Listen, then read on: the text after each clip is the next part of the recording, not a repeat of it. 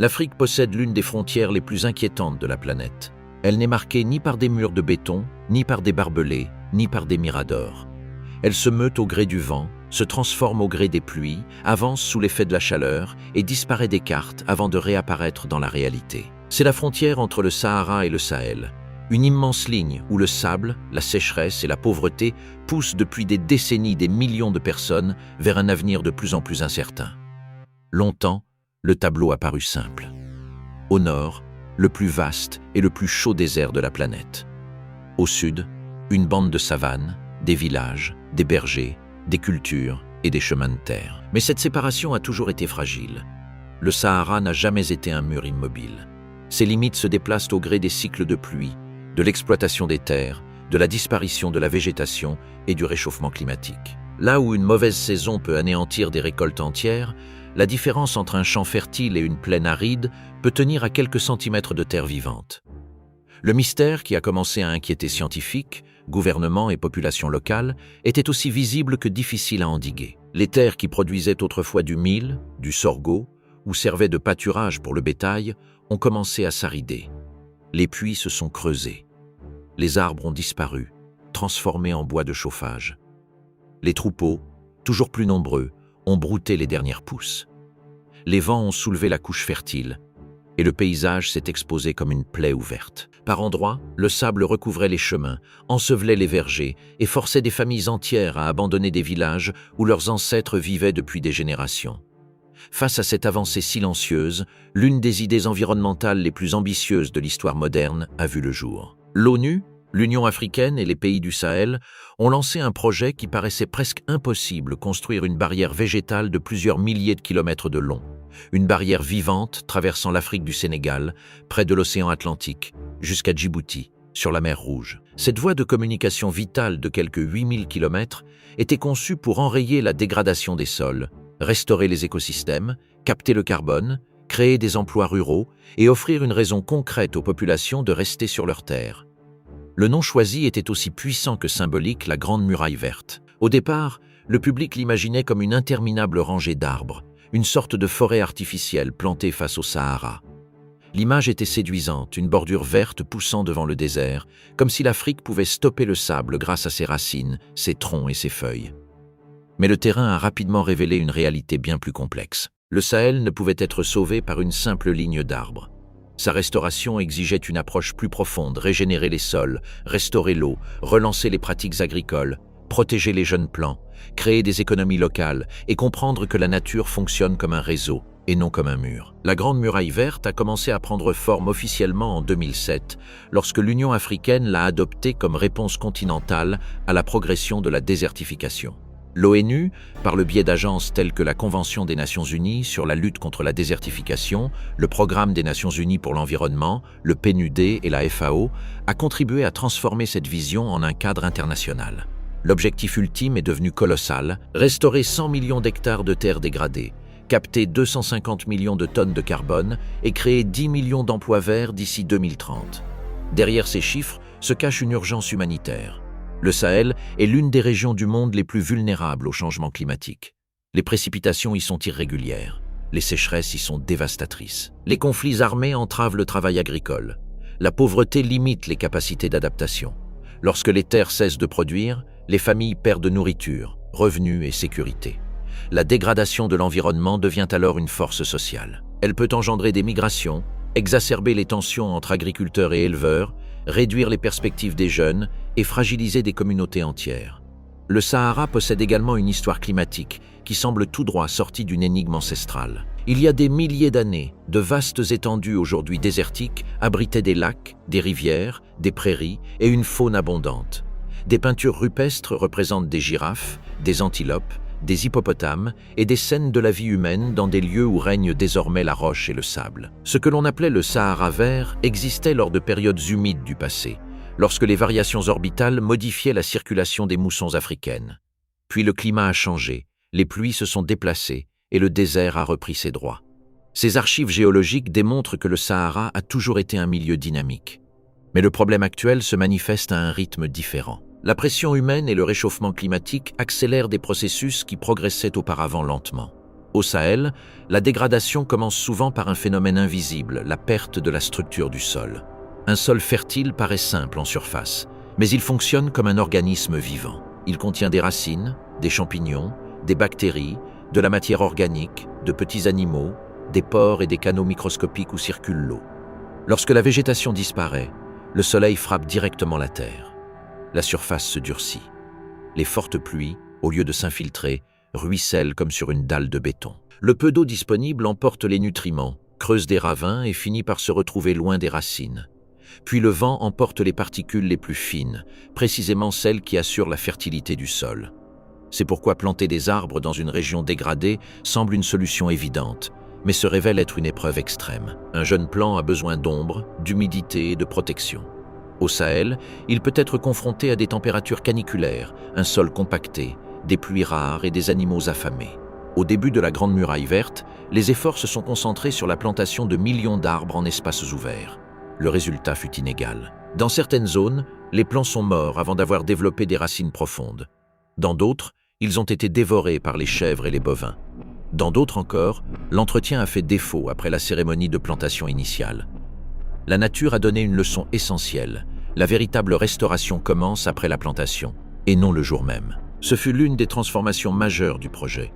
La Grande Muraille verte a cessé d'être envisagée comme une rangée uniforme d'arbres pour être perçue comme une mosaïque de paysages restaurés. À certains endroits, il s'agit de forêts communautaires. Ailleurs, de champs agricoles parsemés d'arbres. Ailleurs encore, de dunes stabilisées, de pâturages restaurés, de pépinières locales, de systèmes de collecte des eaux de pluie, de corridors écologiques ou de zones de régénération naturelle protégées. Le mur est devenu moins littéral et plus symbolique. Un réseau de solutions adaptées à chaque territoire. L'ONU et ses partenaires ont commencé à promouvoir une idée centrale. Les espèces locales ont un avantage. Acacias, balanites, jujubiers, baobabs et autres plantes indigènes survivent là où les espèces exotiques échouent. Leurs racines explorent le sous-sol. Leurs feuilles limitent l'évaporation de l'eau. Leurs canopées procurent de l'ombre. Certaines fixent l'azote. D'autres produisent des fruits, du fourrage, du bois de chauffage géré de manière contrôlée, de la gomme arabique ou des plantes médicinales traditionnelles. Dans une région où chaque ressource compte, un arbre utile devient une infrastructure vivante. Il protège le sol, nourrit les animaux, améliore les cultures, assure des revenus et rafraîchit le microclimat. L'acacia occupe une place particulière dans cette histoire. Certaines espèces produisent de la gomme arabique, une résine très prisée par les industries agroalimentaires, pharmaceutiques et cosmétiques. Ce produit permet aux arbres vivants de générer des revenus. La logique économique s'en trouve profondément modifiée. Une communauté qui bénéficie d'une forêt a tout intérêt à la préserver. Les branches cessent d'être de simples bois de chauffage et deviennent un atout productif. La conservation devient une décision concrète et non plus un slogan abstrait. Un autre élément clé réside dans les techniques agricoles traditionnelles qui semblaient avoir été oubliées. Au Burkina Faso, au Niger et dans d'autres régions du Sahel, les agriculteurs locaux ont remis au goût du jour des techniques de collecte des eaux pluviales, comme les ailles et les demi-lunes. Leur pratique allie simplicité ancestrale et principes physiques précis. Au lieu de labourer toute la surface, ils creusent de petites fosses ou dépressions dans le sol durci. Ils y placent ensuite des matières organiques, des graines ou des jeunes plants. Lorsqu'il pleut, l'eau est retenue dans ces fosses, s'infiltre lentement dans le sol et concentre l'humidité et les nutriments autour des racines. Les demi-lunes remplissent une fonction similaire. De forme semi-circulaire, elles sont orientées de manière à capter les eaux de ruissellement. Sur les terrains dégradés, une forte pluie peut disparaître en quelques minutes. Grâce à ces structures, l'eau ralentit, s'accumule et pénètre dans le sol. Celui-ci s'assouplit. La matière organique attire les insectes et les micro-organismes. Les graines trouvent refuge. Là où régnait une croûte aride, un petit îlot de vie apparaît. Des milliers de ces îlots peuvent transformer un paysage entier. La régénération naturelle, gérée par les agriculteurs, est devenue un autre outil essentiel. Dans de nombreux sols du Sahel, les racines des arbres abattus persistent sous terre. Des graines dormantes subsistent également, attendant des conditions favorables. Lorsque les terres sont protégées du surpâturage et que les pousses les plus vigoureuses sont sélectionnées, les arbres peuvent repousser sans qu'il soit nécessaire de les replanter. Cette méthode exploite la mémoire biologique du paysage. Elle est peu coûteuse, rapide et profondément ancrée dans le territoire. Au lieu d'importer la vie de l'extérieur, elle permet à la vie enfouie de réapparaître. Le cas du Niger est devenu une référence mondiale. Pendant des décennies, les agriculteurs de diverses régions ont protégé les pousses naturelles au sein de leurs champs, taillé les branches, laissé pousser des arbres utiles et associé cultures et couverts arborés. Il en a résulté un verdissement visible de millions d'hectares. Les champs arborés retiennent mieux l'humidité, résistent au vent, produisent davantage de biomasse et fournissent du fourrage pendant les périodes critiques. L'ombre réduit le stress thermique sur le sol. Les feuilles mortes améliorent sa fertilité. Les racines créent des voies d'écoulement pour l'eau. Un paysage agricole qui semblait épuisé recommence à respirer. C'est là que réside l'un des phénomènes les plus fascinants de la Grande Muraille Verte. L'eau peut revenir sans la construction de barrages gigantesques. Dans les zones dégradées, la pluie existe, mais elle est gaspillée. Elle tombe abondamment sur des sols saturés, ruisselle en surface et disparaît. Lorsque les arbres reviennent, leurs racines pénètrent le sol comme un réseau de tunnels vivants. La matière organique agit comme une éponge. L'ombre réduit l'évaporation. Les gouttelettes s'infiltrent. Progressivement, l'eau atteint les couches plus profondes et recharge les nappes phréatiques locales. Des puits que l'on croyait perdus peuvent retrouver leur niveau d'eau dans certains territoires restaurés. Cet effet explique pourquoi la lutte contre le désert ne se déroule pas uniquement en surface. Sous le Sahel, une bataille souterraine fait rage. Chaque racine crée un conduit. Chaque termite ouvre des galeries. Chaque débris végétal nourrit des micro-organismes qui agrègent les particules du sol. Chaque zone protégée du surpâturage augmente la capacité du sol à absorber l'eau de pluie. La véritable muraille commence à se former sous nos pieds, bien avant d'être visible du ciel. Les satellites sont devenus les témoins de cette transformation. Depuis l'espace, les scientifiques observent l'évolution de la végétation, de l'humidité des sols, de la température de surface et de la productivité des paysages. La technologie leur permet d'identifier les zones dégradées, de mesurer les progrès, de détecter les échecs et de comparer les résultats entre pays. L'imagerie satellitaire offre un atout inédit, la possibilité d'observer la restauration à l'échelle continentale. La Grande Muraille Verte ne dépend plus uniquement de rapports épars. Elle peut désormais être surveillée depuis l'orbite grâce à des données de plus en plus précises. Cependant, ces images révèlent aussi une réalité préoccupante, les progrès sont inégaux. Le Sénégal peut se targuer de programmes de restauration et de plantation réussis, utilisant des espèces adaptées. L'Éthiopie a mis en place d'importantes campagnes de restauration et de gestion des bassins versants. Le Niger se distingue par sa régénération naturelle. Le Burkina Faso préserve de remarquables exemples de techniques de plantation en zaï et en croissant. Mais d'autres régions sont confrontées à des conflits, au manque de financement, à la faiblesse des institutions et à des conditions climatiques de plus en plus difficiles. La Grande Muraille Verte progresse, même si son rythme reste inférieur aux objectifs initiaux. Le financement est l'un des principaux obstacles. Restaurer 100 millions d'hectares exige bien plus que l'achat de plants. Il faut former des techniciens, financer des pépinières, construire des routes, entretenir les systèmes d'irrigation, protéger les zones, enregistrer les terres, soutenir les coopératives, suivre les résultats et pérenniser les projets pendant des années. La restauration comporte une phase silencieuse et coûteuse, l'entretien. Durant les 3 premières années, une jeune plante traverse sa période la plus vulnérable. Si elle survit à cette étape, ses chances de survie augmentent. Si l'entretien fait défaut, tous les efforts sont vains.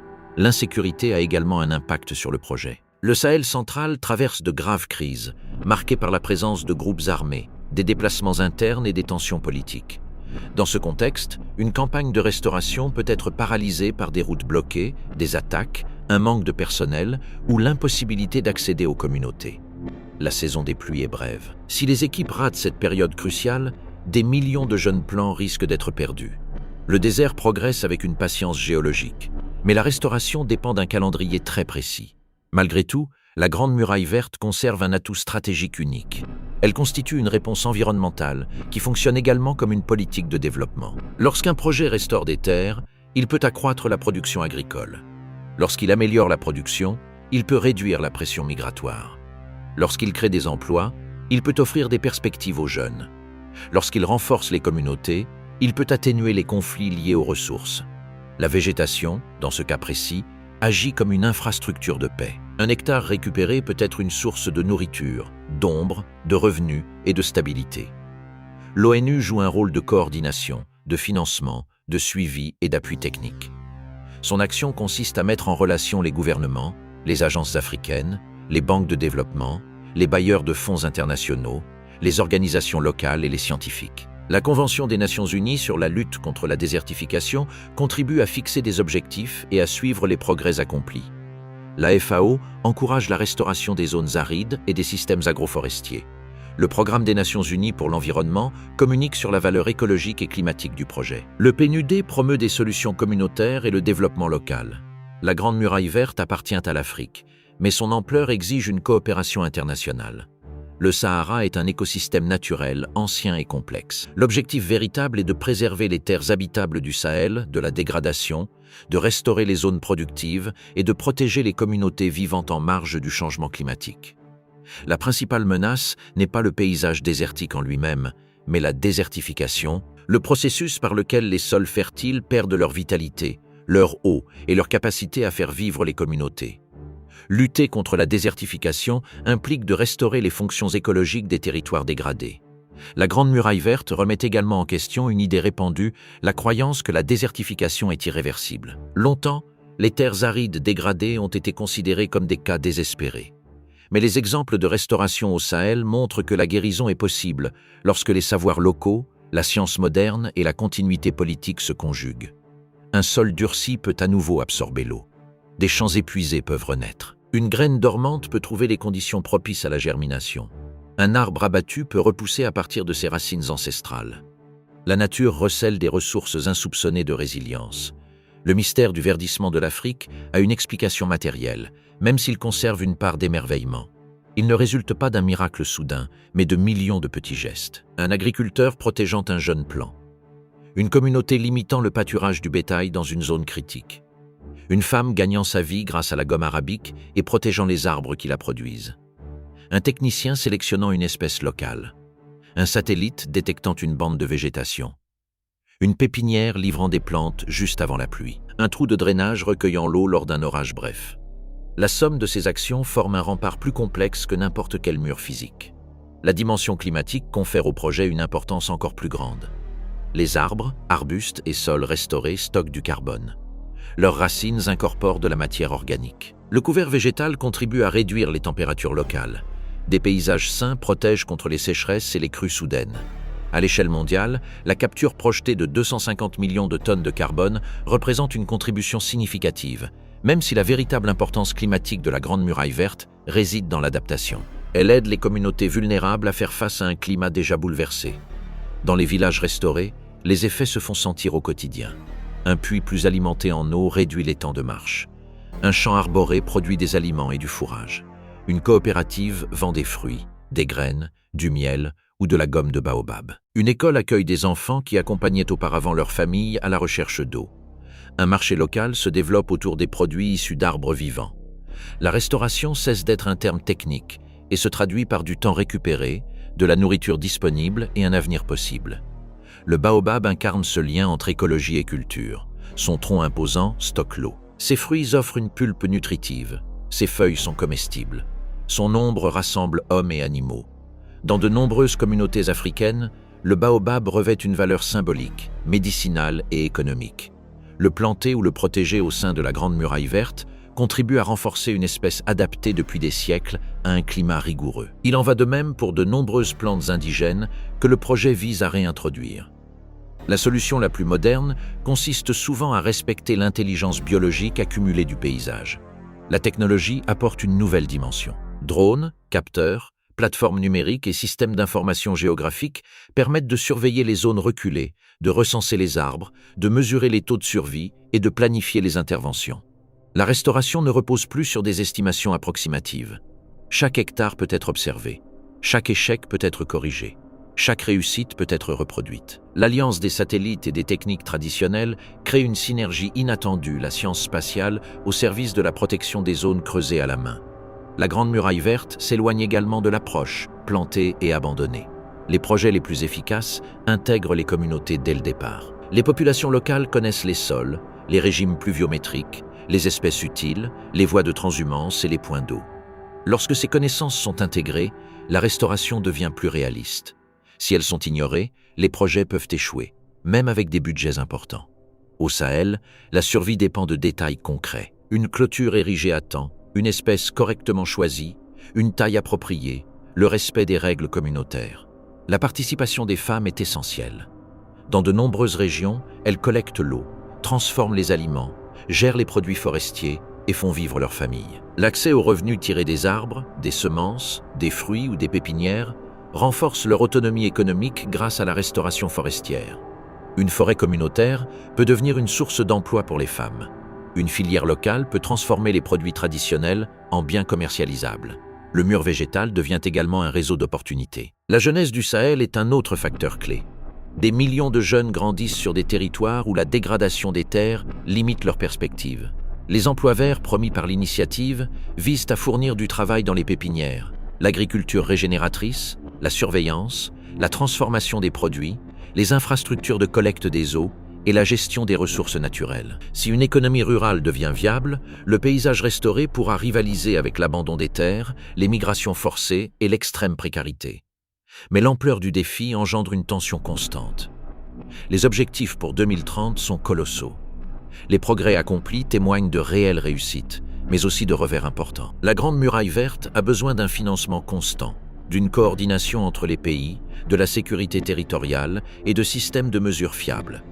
Sans ces éléments, le projet risque de se réduire à une série de succès isolés. Avec eux, il peut consolider sa position de restauration des terres la plus emblématique du XXIe siècle. La véritable valeur de l'initiative réside peut-être dans le changement de paradigme qu'elle opère. Pendant des décennies, le développement a été associé aux routes, aux barrages, aux mines, aux villes et aux machines. La Grande Muraille Verte propose une infrastructure d'un genre nouveau, des sols vivants, des racines profondes, une infiltration de l'eau, des arbres utiles, des communautés organisées et des paysages résilients. Cette infrastructure se développe lentement, exige des soins et n'est pas toujours spectaculaire sur une première photo. Mais une fois mature, elle assure la vie pour des générations. Par endroits, la muraille apparaît comme une bande verte visible. Ailleurs, elle ressemble à un champ cultivé, parsemé d'arbres. Ailleurs encore, à une série de parcelles en forme de croissant creusées dans la terre aride. Ailleurs, à une coopérative de femmes transformant les fruits du baobab. Ailleurs encore, à une carte satellite révélant des îlots de végétation là où le brun dominait autrefois. La muraille, dans son ensemble, revêt de multiples formes. Son unité ne réside pas dans sa géométrie, mais dans son objectif restaurer la fonction écologique des terres dégradées. L'histoire de la Grande Muraille Verte montre que la lutte contre le désert passe par la compréhension de l'eau. Chaque goutte qui tombe sur le Sahel a un destin crucial, ruisseler sur une croûte morte et disparaître, ou s'infiltrer dans un sol vivant et nourrir les racines. Toute la stratégie repose sur le principe de favoriser la vie. Les arbres, les fossés, les croissants, les haillons, les pâturages protégés, la matière organique, l'organisation communautaire et la technologie y contribuent. Aucun élément isolé ne peut sauver le Sahel. C'est leur combinaison qui en crée l'espoir. Le projet révèle aussi une vérité dérangeante sur la crise climatique. Les régions qui, historiquement, ont le moins contribué au réchauffement climatique sont souvent celles qui en subissent les conséquences les plus graves. Le Sahel en fait partie. C'est pourquoi la coopération internationale revêt une dimension éthique. Financer la restauration, soutenir l'adaptation et renforcer les moyens de subsistance ruraux, c'est reconnaître une responsabilité partagée. La Grande Muraille Verte n'est pas une œuvre de charité environnementale. C'est un investissement dans la stabilité climatique, la sécurité alimentaire et l'équilibre écologique mondial. L'ONU promeut cette vision dans un cadre plus large, la décennie des Nations Unies pour la restauration des écosystèmes, les objectifs de développement durable et les accords internationaux de lutte contre la désertification. L'Afrique apporte ses terres, son leadership politique, ses communautés et son savoir-faire local. Les partenaires internationaux contribuent financièrement, technologiquement et institutionnellement. L'objectif est de créer un partenariat durable, capable de s'inscrire dans la durée. Sur le terrain, la différence se mesure par de petits signes. Un jeune plant protégé, une parcelle de terre remise en culture, un puits qui met plus de temps à s'assécher, un troupeau qui trouve des pâturages sans détruire les nouvelles cultures, un agriculteur qui élague les arbres au lieu de les déraciner, un village qui vend des produits forestiers, un enfant qui marche moins pour aller chercher de l'eau. Là, le mur cesse d'être une métaphore continentale et devient une réalité quotidienne. Le Sahara restera immense. Ses dunes, ses montagnes, ses plaines rocailleuses et ses ciels extrêmes font partie intégrante du paysage africain. La mission de la Grande Muraille Verte est d'empêcher la dégradation de transformer le Sahel en une étendue de plus en plus hostile. La différence est fondamentale. L'initiative ne vise pas à faire disparaître le désert. Elle vise à restaurer la capacité des zones arides à soutenir la vie humaine, végétale et animale. L'image finale de cette histoire n'est pas celle d'un mur parfait vu de l'espace. C'est une mosaïque. Un continent qui répond à la sécheresse par ses racines. Des communautés qui répondent à la pauvreté par une restauration productive. Des scientifiques qui répondent à l'incertitude par les données. Des agriculteurs s'adaptent au sol durci en créant des trous pour recueillir l'eau de pluie. Des femmes transforment la résine et les fruits en revenus. Des jeunes trouvent du travail dans des paysages restaurés. Des gouvernements et des organisations internationales tentent de coordonner un projet trop vaste pour un seul pays. La Grande Muraille Verte fait encore face à d'énormes obstacles. Le temps presse. Le financement doit être régulier. La sécurité doit être garantie pour que les travaux puissent se poursuivre. Les arbres doivent survivre après leur plantation. Les données doivent témoigner de progrès concrets. Mais le principe a déjà été prouvé dans de nombreuses régions du Sahel lorsque le sol est de nouveau arrosé. La vie renaît avec une force insoupçonnée. Aux abords du Sahara, la bataille la plus importante se livre dans le silence. Elle n'a ni le grondement d'une machine gigantesque, ni la forme d'une ville futuriste. Elle résonne comme une houe qui creuse une terre aride, comme la pluie retenue dans un croissant boueux, comme les jeunes feuilles qui éclosent sur un bourgeon protégé, comme l'eau qui frappe le fond d'un puits que l'on croyait perdu. Là, sur cette frontière mouvante entre poussière et végétation, l'Afrique construit l'une des réponses les plus audacieuses du siècle, un mur qui ne sépare pas les peuples, mais qui leur redonne vie.